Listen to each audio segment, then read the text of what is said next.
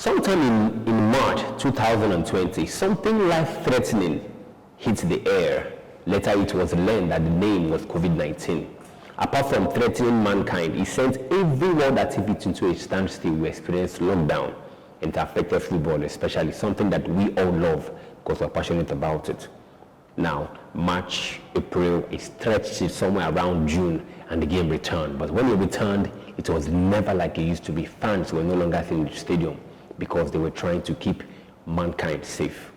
Now, COVID-19 has stretched till this year, and we still have not found the game like it used to be. All right, I'll be talking in depth about this very particular virus, the pandemic COVID-19, how it affects football, and I won't be doing that alone. I have a gentleman, a man who has been in this game for a very long time, a veteran, a man who knows his way around everything football and sports. When I return, I'll let you guys in on who my guest is going to be. This is a man for horses in Kaiser. I'll be right back.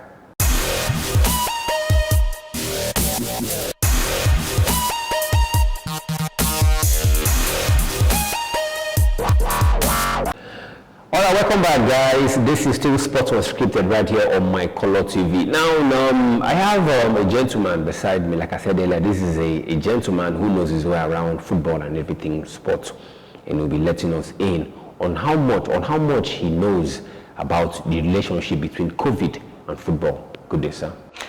It's a pleasure to have you. How is it going? Cool. You see how we beat? Yeah, that's how we do it. The COVID beats, we try to be on the same side. All right, I'd love to hear more from my Oga. So, boss, look, we'll meet you. Okay, for the benefit of my fans in the southeast and across Nigeria and elsewhere in the world, I will speak Pidgin and English, mix them up, so that for those who are in the hinterlands, one of you understand English very well, and for those who also do for urban cities, where we also like to know about what they talk about, okay? My name is Frankie Mycolortv. I'm the head of sports, Dream FM 925 Enugu. Or you can simply say 925 Dream FM Enugu. So, it's a pleasure to have you. Okay, once more, can I get a connect?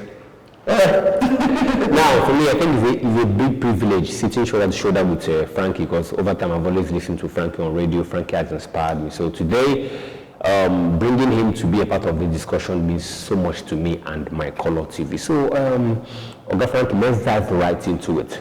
So we've seen how far the COVID has ravaged virtually everything. So it ravaged virtually everything around the world of sport, but football particularly. How much damage has COVID actually inflicted on football? All right, before we start going into the damage it has done to the beautiful game of football that has made a lot of people so happy, brought those who were in despair to be associated with happiness. Yes. Let us also, give a little background of what COVID is all about. Okay. Exactly like you said, in 2019, it came like a surprise to many people. I can remember I was in Lagos, with some friends, and they were discussing this issue of the COVID-19 that emanated from, China and things like that. And I told them, well, I don't see the need for people to be afraid of this COVID, because it's just a natural phenomenon that will come and go. Okay. But the guy said, no, don't say that. I have about 10 containers. At that point in time, he was telling me that they had about 10 containers imported from China. And because of this COVID, people were dying there. His business partners have been able to ship it down to Nigeria. Okay. I told him, don't worry, everything will be okay in the next 1 month. 1 month turned to 2 months, 3 months, and 4 months. But again, COVID-19, as it were, was named after 2019. Of course. It was in the later part of 2019 it actually came. We started witnessing it until 2020, when it was now full blown. Now, the damage it has done to world football is huge. All right. How many can we say? Is it about the supportership? Is it about the monetary gains, financial implications involved? Is it the death it has cost to a lot of players, mothers, fathers, of superstars? Is it about scouting? Is it about the game itself? It has done a lot of damage to virtually not just in football, but every activities of sports around the world.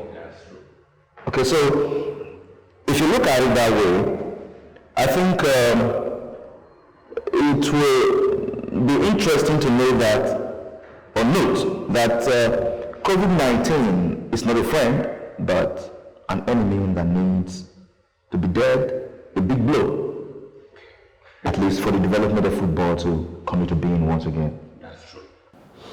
Okay, now that being said, now when it comes to the EPL, basically, I think that's what I want us to put the spotlight more on now.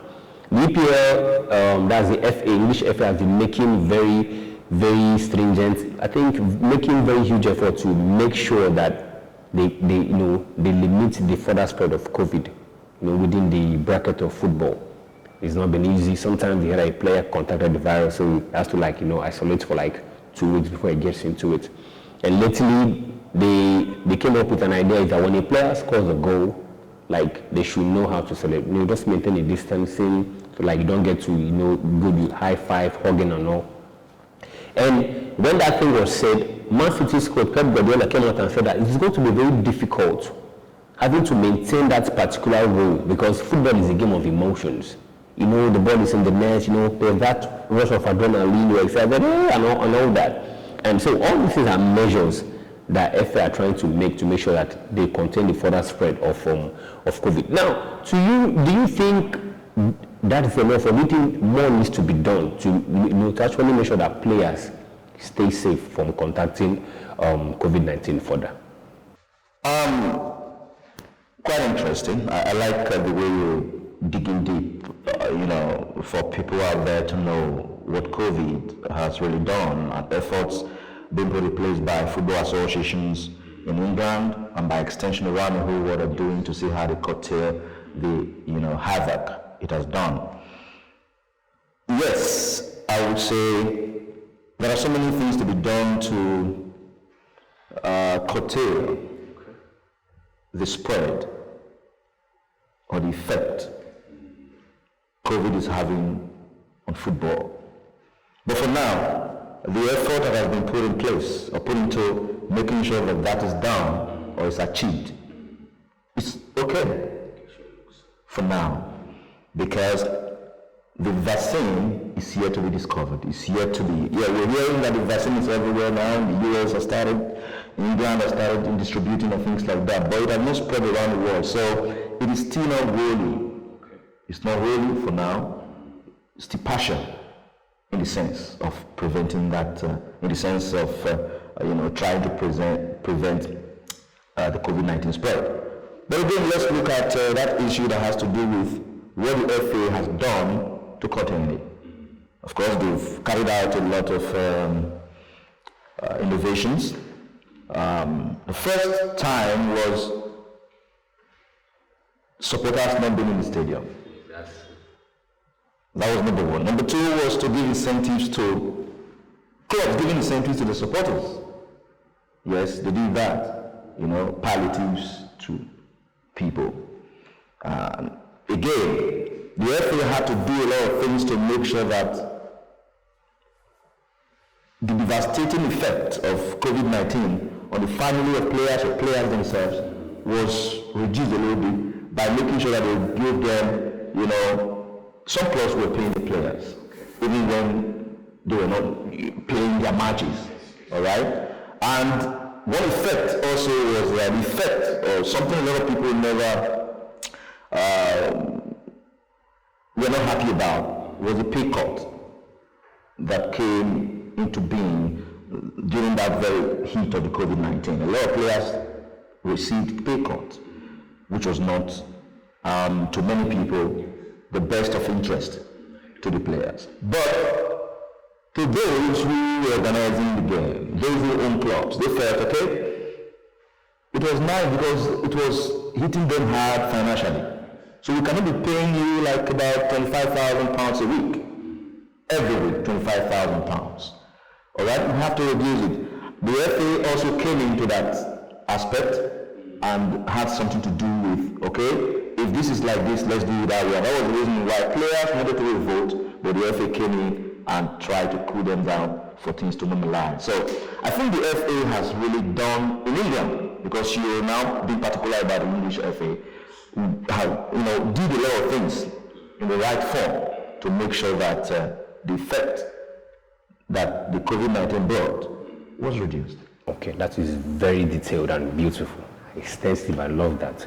Okay, now we want to take the spotlight down to here, our hometown, Nigeria, motherland. Nigeria Professional Football League, NPFL, they started, that was late last year. And I think so far they've been able to play 5 matches. It started this year. Okay, this year rather. Okay, I beg your pardon. Early this year. Now, they've been able to play 5 games so far, because I've been following them lately.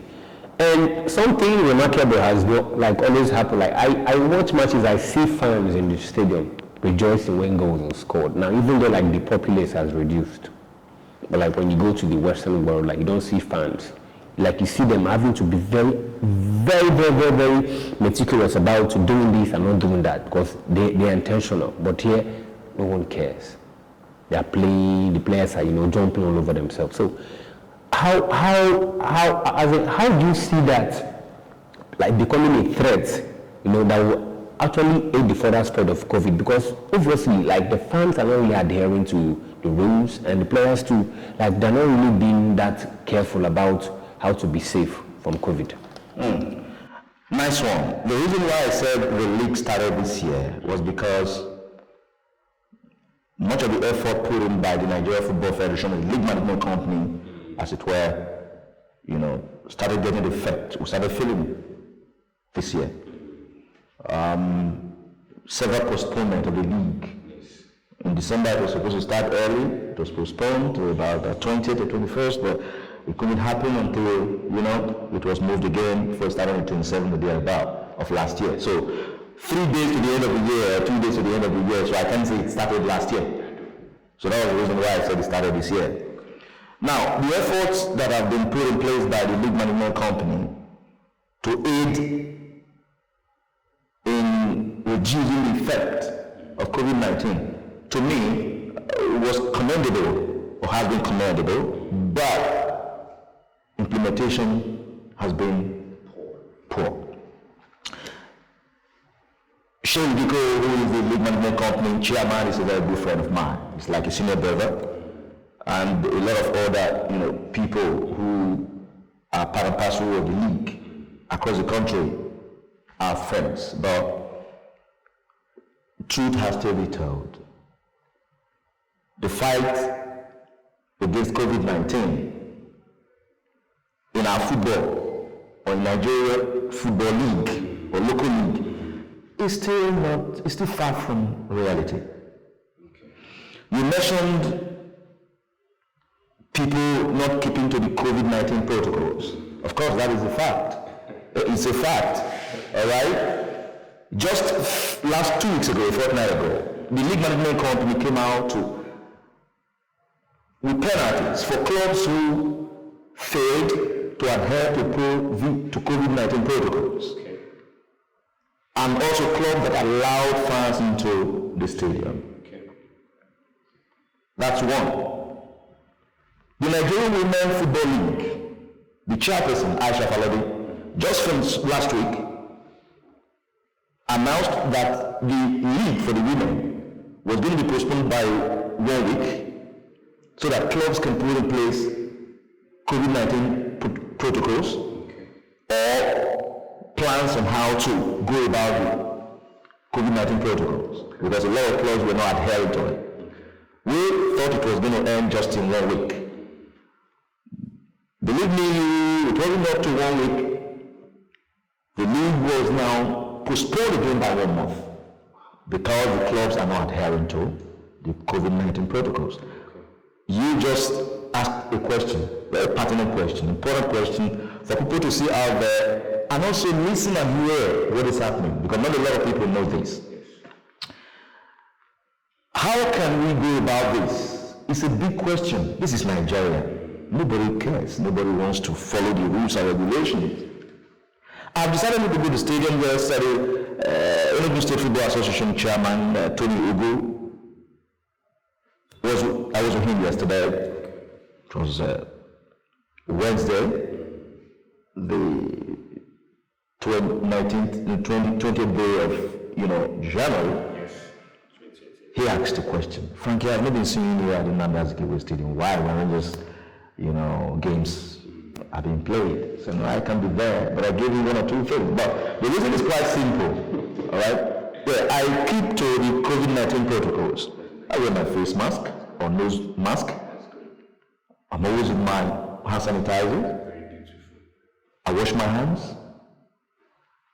And I go for social distancing. How many people can do that? I'm very cautious when I'm going out and I do things. But how many people can do that? So there are a lot of things to be done. You have to educate. You have to sensitize. How many times has the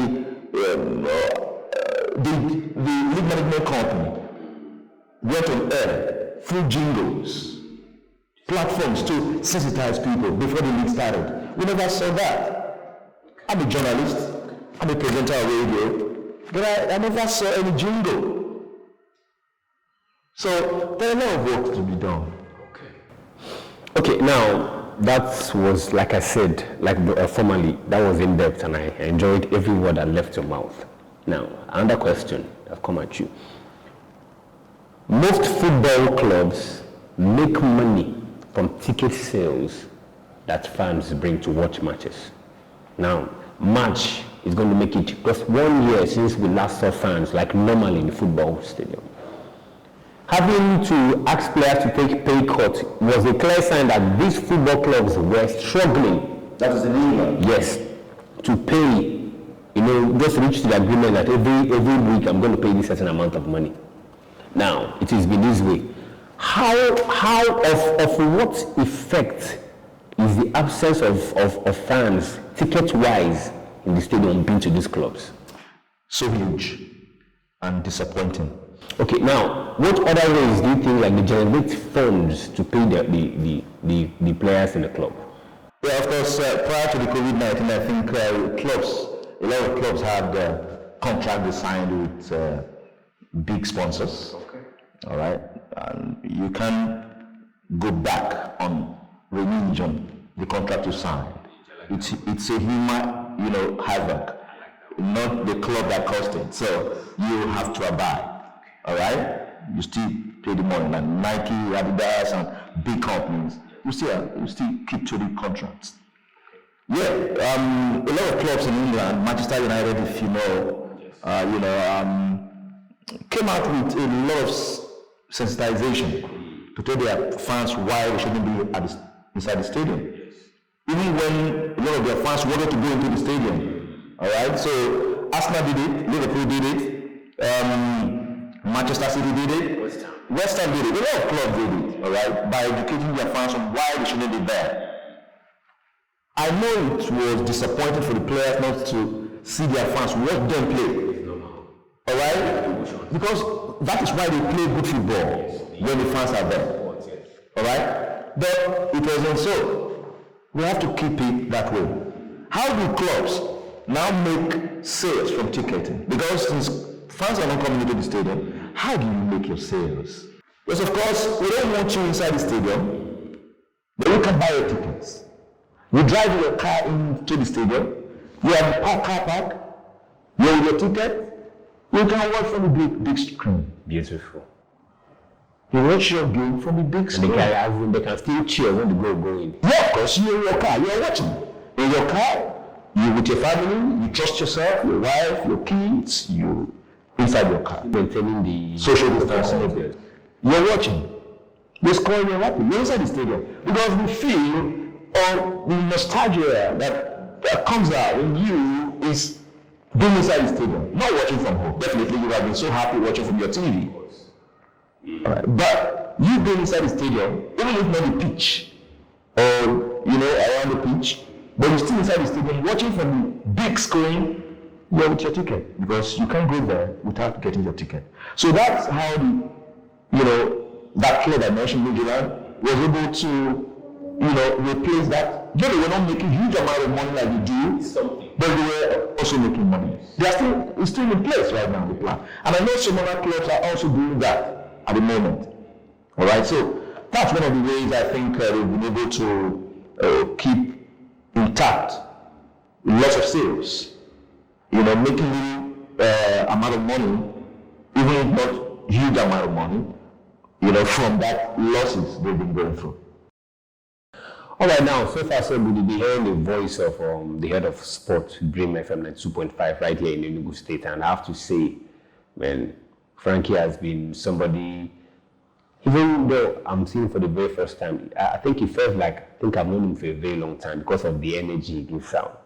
Frankie's cool, and I've enjoyed his company. So if you let me and Frankie go on and on, I think 2, 3, 4 o'clock, I think we'll still be here having to get through this. But then again, I think whatever has a beginning, must have to end. So before I sign out, remember the EPL is still here, Italian Serie A is still there, and all the football leagues are still there.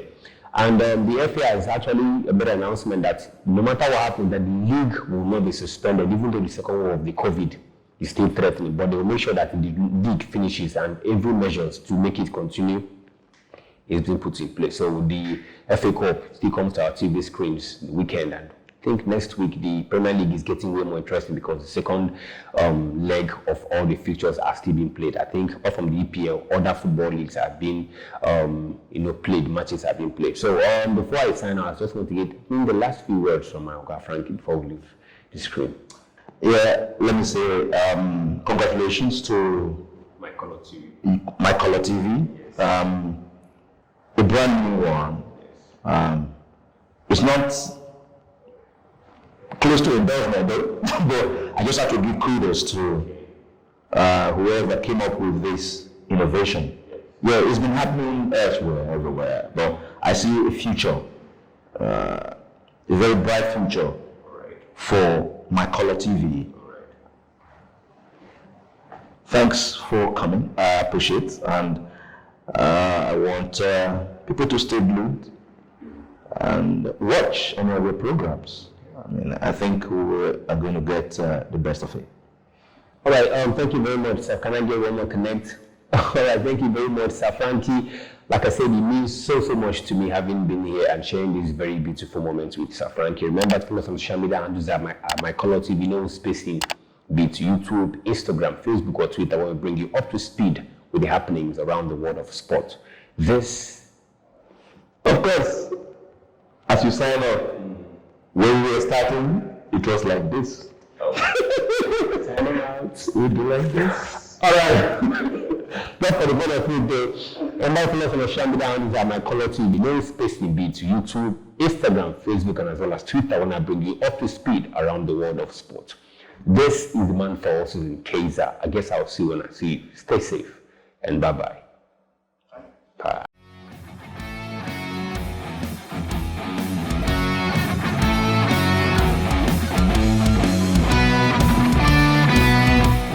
Mycolortv, life in living color.